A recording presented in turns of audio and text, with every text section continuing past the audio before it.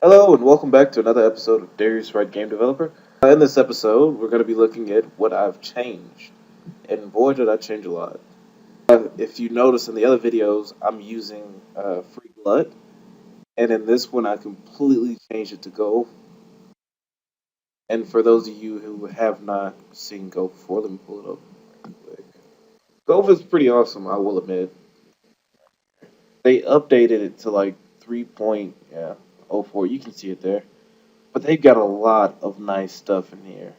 I will admit, like compared to Free Glut, I'm glad I made the change to Go. It took me a minute to actually get into how to do certain things, like getting multi sampling set up, stencil bit, how to set the context and stuff like that. Because I wasn't sure where to set that, and the examples I saw didn't really show me. But yeah, so I've changed that out.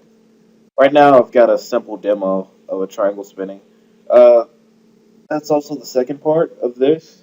I switched out golf, and I wanted to make sure that I understood the material enough so that I knew what I was doing. I just wanted a full understanding, basically. In the background, you've got the frames going by. I'll show you that in a second. But yeah, that was the basic thing. And the nice thing about Go is it made it pretty easy to set up asynchronous calling without getting the lag. That was nice because I've got like my own loop down here. So if I want to pull events, I can use their function, but their function call doesn't really help with the asynchronous calling. But I can just throw a function in there. Whereas with FreeGlut, I didn't really have that option, so that kind of sucked. Um, but it's better now because I have Go.